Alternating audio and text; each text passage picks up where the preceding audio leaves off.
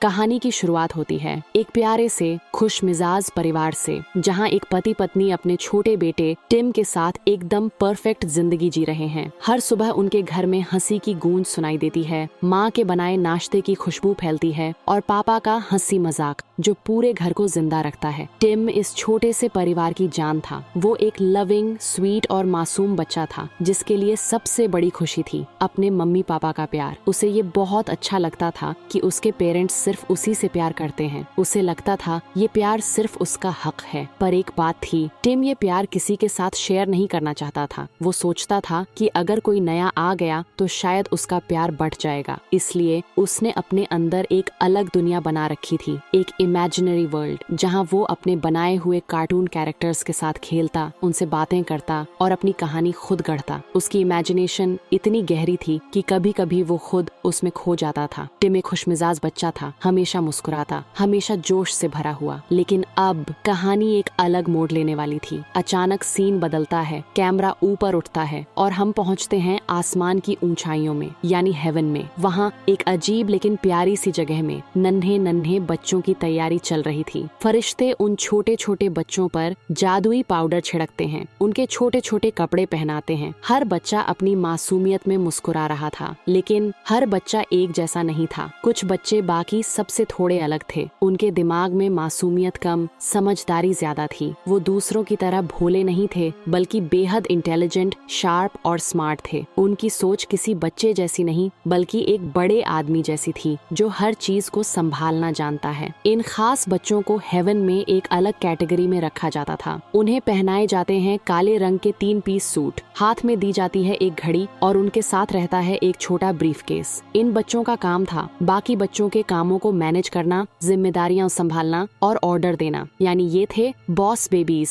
सोचो जरा, इतने छोटे बच्चे लेकिन ऑफिस जाने वाले लुक में। कितना अजीब और फिर भी कितना इंटरेस्टिंग, है ना? अब कहानी फिर से जमीन पर लौटती है और फोकस वापस आता है हमारे प्यारे टिम पर। कुछ दिनों बाद उसके मम्मी पापा बेहद खुश हैं। वो टिम से कहते हैं जल्द ही तुम्हें एक छोटा भाई मिलने वाला है। टिम हैरान भी था और थोड़ा नाखुश भी। उसे लग रहा था कि अब शायद वो अपने पेरेंट्स का फेवरेट नहीं रहेगा। और फिर एक दिन वो पल आता है। टिम अपने घर के बाहर खड़ा होता है कि तभी एक टैक्सी उसके गेट के सामने आकर रुकती है। दरवाजा खुलता है और बाहर उतरता है एक नन्हा बच्चा। पर ठहरो, ये कोई आम बच्चा नहीं था। वो बच्चा पहने हुए था एक ब्लैक 3 पीस सूट। उसके छोटे छोटे कदम बड़े कॉन्फिडेंस से उठ रहे थे, हाथ में एक ब्रीफकेस, चेहरे पर गंभीरता, जैसे वो किसी मीटिंग में जा रहा हो। टिम की आंखें खुली की खुली रह गईं। वो बच्चा अंदर आता है और मम्मी पापा उसे अपनी गोद में उठा लेते हैं। प्यार से कहते हैं, टिम, ये है तुम्हारा छोटा भाई, कितना क्यूट है ना? पर टिम के चेहरे पर मुस्कान नहीं थी, उसकी आंखों में उलझन थी, क्योंकि सच्चाई ये थी, उसे वो बच्चा क्यूट नहीं बल्कि कुछ रहस्यमय लगा, जैसे उसके आने के पीछे कोई बड़ा राज छुपा हो। और जल्द ही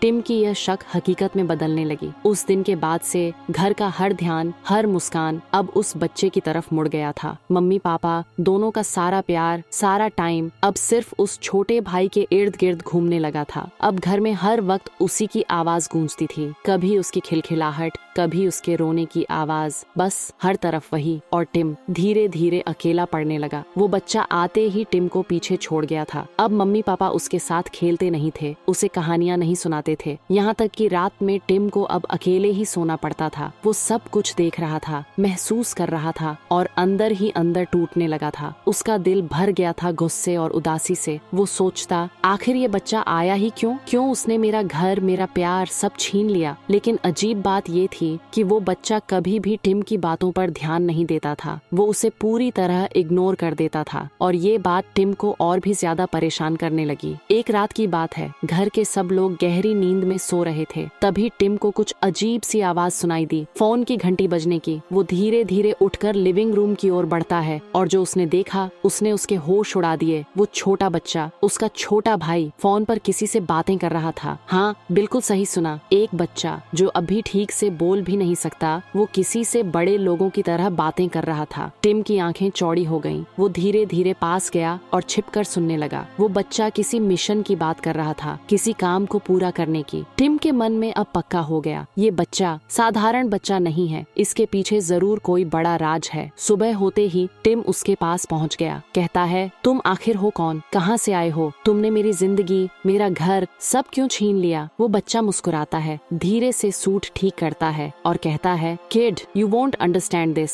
मैं यहाँ एक सीक्रेट मिशन पर आया हूँ। फिर अपने छोटे ब्रीफ केस से नोट्स निकालता है और कहता है, लो कुछ पैसे ले लो और अपना मुंह बंद रखो। इतना कहकर वो पैसे टिम की तरफ फेंक देता है। टिम दंग रह जाता है। वो सोचने लगता है, ये बच्चा आखिर आया कहाँ से और किस मिशन की बात कर रहा है। उसका शक अब यकीन में बदल चुका था। टिम गुस्से में कहता है, मैं तुम्हारी असलियत सबको बताऊंगा। तुम कोई नॉर्मल बेबी नहीं हो। बॉस बेबी हंसता है और शांत स्वर में कहता है, बता दो, मम्मी पापा पहले से जानते हैं कि मैं तुम्हें परेशान करता हूँ। अगर तुम कुछ कहोगे तो उन्हें लगेगा तुम सिर्फ जलन में ये सब बोल रहे हो। वो मुझ पर ही भरोसा करेंगे, तुम पर नहीं। टिम के चेहरे पर गुस्सा उभर आता है। वो कहता है, तुम बहुत बुरे हो। एक दिन मैं तुम्हारा सच सबको बता दूंगा। लेकिन अंदर से वो भी जानता था, बॉस बेबी सही कह रहा है। उसके मम्मी पापा उस पर यकीन नहीं करेंगे। अब टिम के पास सिर्फ एक रास्ता था, सबूत जुटाना। उसने तय किया, अब वो बॉस बेबी पर नजर रखेगा। वो चुपचाप उसके कमरे में एक माइक छिपा देता है और खुद के लिए स्पाई ग्लासेस बनाता है। अब वो हर चीज रिकॉर्ड करने लगा था, हर बात, हर मीटिंग, हर मूवमेंट। और फिर एक दिन जो उसने देखा, उसने उसके रोंगटे खड़े कर दिए। वो बॉस बेबी अपने कमरे में बैठा कई दूसरे बच्चों को बुला रहा था। घर वालों को लगता था कि बच्चे खेल रहे हैं, लेकिन टिम को अब समझ आ गया था, ये कोई खेल नहीं, ये कुछ और ही कहानी है। क्योंकि वो बच्चे दरअसल किसी मीटिंग में बैठे थे। हाँ, एक असली बिजनेस मीटिंग, जहाँ ये छोटे छोटे बच्चे किसी बहुत बड़े प्लान पर चर्चा कर रहे थे। कमरे में एक बड़ा प्रोजेक्टर जलता है और उसके सामने बैठा है वही बच्चा, बॉस बेबी। वो बाकी बच्चों को कुछ समझा रहा था, लेकिन तभी उसकी नजर एक जगह रुक जाती है। हाँ, उसने महसूस कर लिया था कि कोई उसकी बातें रिकॉर्ड कर रहा है। उसके चेहरे पर एक चालाक मुस्कान आती है और वो धीरे से बोलता है, सीम्स लाइक कोई हमें सुन रहा है। वो तुरंत अपनी जगह बदल देता है और बाकी बच्चों को आदेश देता है, नॉइज क्रिएट करो, इतना शोर करो कि मेरा भाई कुछ सुन ही ना पाए। अब पूरा कमरा बच्चों की किलकारियों से भर जाता है। हर बच्चा चिल्ला रहा था, हंस रहा था, खिलौने पटक रहा था। उधर टिम अपनी स्पाई ग्लास लगाए सब कुछ सुनने की कोशिश कर रहा था, पर उसे सिर्फ शोर ही सुनाई दे रहा था। बॉस बेबी अब अपनी मीटिंग शुरू करता है। वो प्रोजेक्टर पर स्लाइड दिखाता है जिसमें क्यूट क्यूट पपीज की तस्वीरें थीं।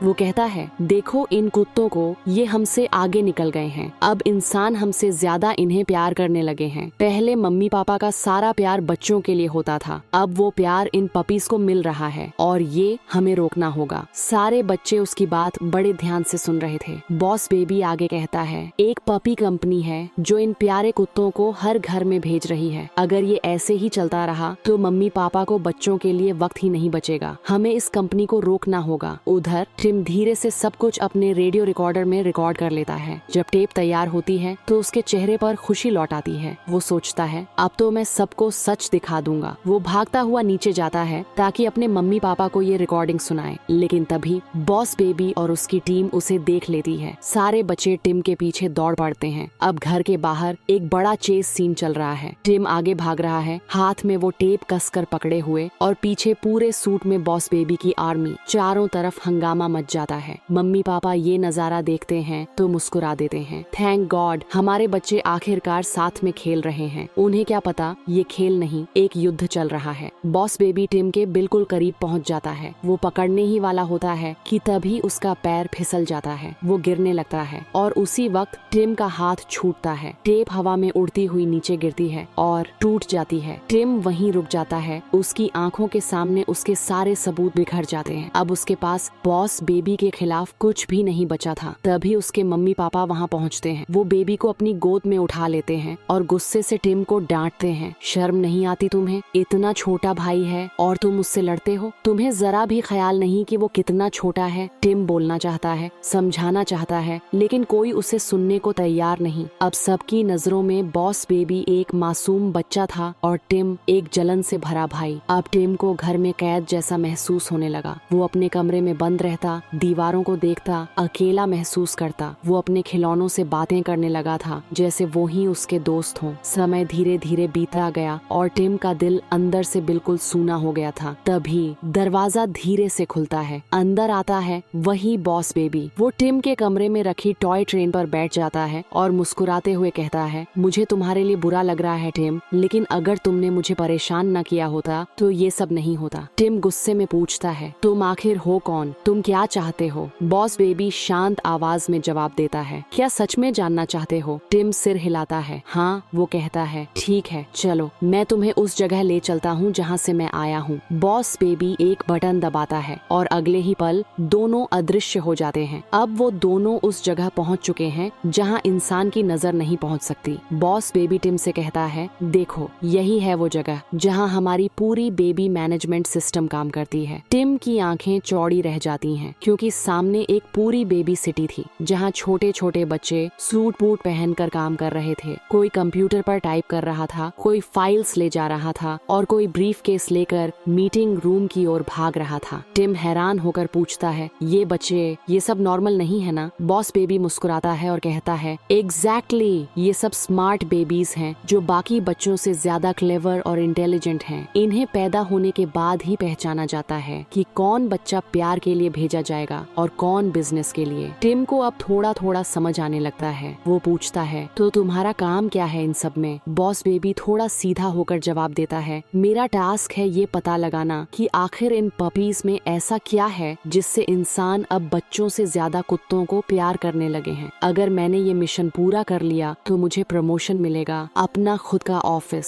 टिम के सामने अब एक बड़ी फोटो गैलरी खुलती है। दीवारों पर कई बच्चों की तस्वीरें टंगी थीं जो पहले मिशन पूरा कर चुके थे। बॉस बेबी बताता है, ये वो बच्चे हैं जिन्होंने अपने अपने मिशन पूरे किए और अब उनके पास पर्सनल ऑफिसेस हैं। वो सब अब यहाँ के टॉप एजेंट हैं। टिम की नजर एक तस्वीर पर टिक जाती है। वो पूछता है, ये वाली कौन है? ये भी बॉस बेबी है? बॉस बेबी थोड़ा गंभीर हो जाता है, नहीं, ये सबकी बॉस है, हम सबकी हेड ऑफ बेबी कॉर्प। यही मुझे इस मिशन पर भेजकर लाई है। फिर वो झुककर धीरे से कहता है, लेकिन ज्यादा मत पूछना, अगर किसी को पता चल गया कि मैंने इंसान को ये सब बता दिया तो मुझे टर्मिनेट कर दिया जाएगा। टिम मासूमियत से पूछता है, टर्मिनेट मतलब? बॉस बेबी जवाब देता है, टर्मिनेट का मतलब होता है मुझे नॉर्मल बेबी बना दिया जाएगा। टिम चौंक जाता है, मतलब तुम एक साधारण बच्चा बन जाओगे? बॉस बेबी सिर हिलाता है, हाँ, और सोचो टिम, अगर मैं नॉर्मल बच्चा बन गया तो मैं तुम्हारा असली भाई बन जाऊंगा, दिन रात तुम्हारे साथ रहूंगा, मम्मी पापा मुझे प्यार करेंगे और शायद तुम्हें भूल जाएंगे। टिम गुस्से से बोलता है, नहीं, मैं ऐसा नहीं चाहता, तुम अपना मिशन पूरा करो और यहाँ से चले जाओ। बॉस बेबी मुस्कुराता है, तो फिर तुम्हें मेरी मदद करनी होगी। थोड़ी देर तक दोनों एक दूसरे को देखते हैं। फिर टिम धीरे से कहता है, ठीक है, मैं तैयार हूँ। बॉस बेबी समझाता है, हमारे पेरेंट्स जिस कंपनी में काम करते हैं वही कंपनी पपीज बनाती है, हमें वहीं जाना होगा और उनका नया मिशन फाइल चुराना होगा। टिम कहता है, लेकिन मुझे तो घर से बाहर जाने की इजाजत ही नहीं है। बॉस बेबी हंसते हुए बोलता है, वो कोई प्रॉब्लम नहीं है, तुम्हें बाहर इसलिए नहीं जाने दिया गया क्योंकि तुम हमेशा मुझसे लड़ते रहते हो। अब हमें अपने पेरेंट्स को दिखाना होगा कि हम एक दूसरे से कितना प्यार करते हैं। दोनों एक साथ फेक बॉन्डिंग प्लान बनाते हैं। टिम बॉस बेबी का बहुत ध्यान रखने लगता है, उसे कहानियाँ सुनाता है, उसके साथ खेलता है, यहाँ तक कि उसे अपने कमरे का बिस्तर भी दे देता है। धीरे धीरे उनके पेरेंट्स नोटिस करने लगते हैं कि टिम अपने भाई से कितना लगाव दिखा रहा है और आखिरकार एक दिन वे कहते हैं, अब तुम्हारी सजा खत्म टिम, तुम बाहर जा सकते हो। अब वो दिन आ ही गया था जब दोनों अपने मम्मी पापा के साथ उनकी कंपनी जाने वाले थे, लेकिन टिम को नहीं पता था कि वो एक कंपनी विजिट नहीं बल्कि एक डेंजरस सीक्रेट मिशन पर जा रहे हैं। कंपनी के अंदर जाते ही चारों तरफ मशीनों की गूंज, भौंकने की आवाजें और हर स्क्रीन पर क्यूट पपीज की तस्वीरें चमक रही थीं। टिम धीरे से पूछता है, ये सब क्या हो रहा है? बॉस बेबी गंभीर आवाज में कहता है, यही बनते हैं वो पपीज जिनसे हमारी दुनिया को सबसे बड़ा खतरा है। अब दोनों धीरे धीरे एक गुप्त रास्ते से उस सीक्रेट लैब तक पहुंचते हैं जहां कंपनी के नए जनरेशन के पपीज तैयार किए जा रहे थे। ये प्यारे तो दिखते थे लेकिन इनके पीछे छुपा था एक बड़ा राज। बॉस बेबी के चेहरे पर अब टेंशन थी, हमें इन्हें रोकना होगा इससे पहले कि ये लॉन्च हो जाए। टिम बोलता है, लेकिन हमें उस फाइल की जरूरत जरूरत है, तभी हम कुछ कर पाएंगे। दोनों उस सीक्रेट रूम की तरफ बढ़ते हैं जहाँ वो फाइल रखी थी। कमरा अंधेरा था और चारों तरफ सिक्योरिटी लेजर्स चमक रहे थे, लेकिन जैसे ही वो फाइल के पास पहुँचते हैं कमरा लॉक हो जाता है। हर तरफ से अलार्म बज उठता है। अचानक वहाँ आता है एक आदमी, सूट में, सफेद बाल, लेकिन आंखों में चालाकी भरी चमक। बॉस बेबी उसे देखते ही सन्न रह जाता है। वो हकलाकर बोलता है, आप यहाँ, आप तो मेरे आइडल थे। वो हंसते हुए कहता है, हाँ मैं ही हूँ, वो एक्स बॉस बेबी जिसे तुम अपना रोल मॉडल मानते थे। बॉस बेबी के चेहरे पर डिसबिलीफ था, लेकिन आप तो इंसान बन चुके हो, ये कैसे? वो आदमी धीरे धीरे उनके पास आता है और कहता है, कभी मैं भी तुम्हारी तरह एक बॉस बेबी था। हमारे पास होती है मैजिक मिल्क, जिससे हम हमेशा बेबी बने रहते हैं और बेबी कॉर्प के लिए काम करते रहते हैं। लेकिन जब मैंने अपना मिशन पूरा नहीं किया, उन्होंने मुझसे वो मैजिक मिल्क छीन ली और मुझे नौकरी से निकाल दिया गया। वो ठंडी सांस लेकर बोलता है, तब मैंने कसम खाई कि एक दिन मैं बेबी कॉर्प को खत्म कर दूंगा। बॉस बेबी के हाथ कांपते हैं। तो आपने ये पपी कंपनी? वो मुस्कुराते हुए जवाब देता है, हाँ ये पपी कंपनी मैंने ही बनाई, जिससे इंसानों का ध्यान बच्चों से हटे और वो पप्पियों को ज्यादा प्यार करने लगे। ये सब मेरा बदला है। अब उसकी आवाज तेज और डरावनी हो जाती है। और सुनो बॉस बेबी, मैं तुम्हें यहाँ इसलिए लाया हूँ ताकि मैं तुम्हारी मैजिक मिल्क चुरा सकूं और फिर से हमेशा के लिए बेबी बन सकूं। टिम चिल्लाता है, नहीं तुम ऐसा नहीं कर सकते। वो आदमी हंसता है, तुम्हारे मम्मी पापा मेरी कंपनी में काम करते हैं, अब वो भी मेरी योजना का हिस्सा हैं और जल्द ही मैं उन्हें भी खत्म कर दूंगा। टिम की आंखों में आंसू आ जाते हैं। नहीं, मैं अपने मम्मी पापा को कुछ नहीं होने दूंगा। बॉस बेबी भी अब डर और गुस्से के बीच फंसा हुआ था। अगर वो कंपनी को बचाता है तो उसका प्रमोशन पक्का, लेकिन अगर वो टिम और उसके पेरेंट्स को बचाता है तो शायद वो हमेशा के लिए नॉर्मल बेबी बन जाएगा। आखिरकार वो फैसला करता है, मिशन से ज्यादा जरूरी है परिवार। दोनों वहाँ से किसी तरह भाग निकलते हैं, लेकिन वो चालाक कंपनी ओनर भी तैयार था। उसने अपने भाई को एक फेक बेबी सिटर बनाकर उन्हें जासूसी करने भेज दिया था। बॉस बेबी और टिम दोनों मिलकर एक नया प्लान बनाते हैं। वे उस नकली बेबी सिटर पर फेक वॉमिट गिरा देते हैं और उसे इतना परेशान कर देते हैं कि वो समझ नहीं पाता कि हो क्या रहा है। इस बीच बाकी इंटेलिजेंट बेबीज दूर से पूरी सिचुएशन कंट्रोल कर रहे थे। आखिर वो दोनों उस कंपनी से बाहर निकलने में कामयाब हो जाते हैं, लेकिन अब समय बहुत कम था। उनके पेरेंट्स पहले ही एयरपोर्ट की तरफ निकल चुके थे। टिम और बॉस बेबी साइकिल लेकर तेजी से दौड़ पड़ते हैं। वो दोनों पूरी जान लगाकर एयरपोर्ट की तरफ भागते हैं। जैसे ही वो पहुंचते हैं, वे अपने पेरेंट्स को कॉल करने ही वाले थे कि वही कंपनी ओनर पीछे से आता है। वो उनके पेरेंट्स को पकड़कर हंसते हुए कहता है, अब देखो कैसे मैं तुम्हारे सामने तुम्हारे मम्मी पापा को खत्म करता हूँ। वो उन्हें जबरदस्ती प्लेन में धक्का दे देता है। प्लेन का दरवाजा बंद हो जाता है। टिम जोर से चिल्लाता है, मॉम, डैड। उसकी आंखों से आंसू बह रहे थे। वो बॉस बेबी की तरफ मुड़ता है और गुस्से में कहता है, ये सब तुम्हारी वजह से हुआ। किसने कहा था हमारी जिंदगी में आने को? काश तुम कभी आते ही नहीं तो आज मेरे मम्मी पापा जिंदा होते।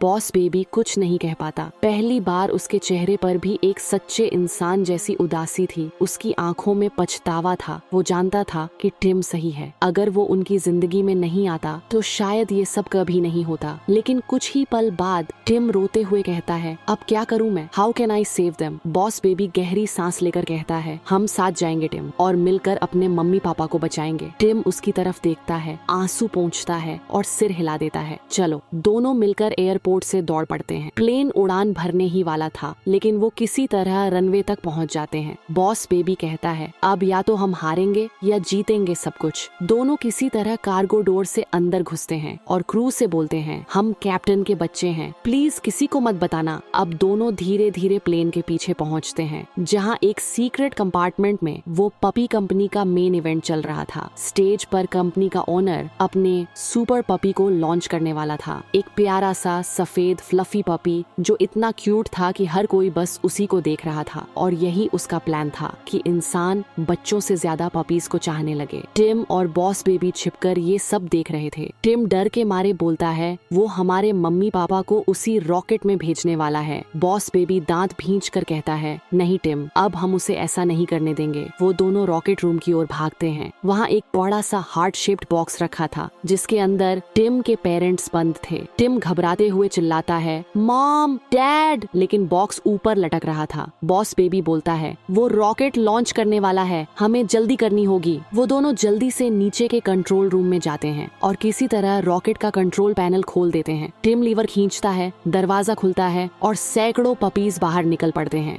वो पपीज चारों तरफ दौड़ने लगते हैं, जिससे पूरा इवेंट हिल जाता है और इसी अफरा तफरी में वो हार्ट शेप्ड बॉक्स नीचे गिरता है और टिम के पेरेंट्स बाहर निकल आते हैं। उधर वो चालाक कंपनी ओनर गुस्से में चिल्लाता है, नो!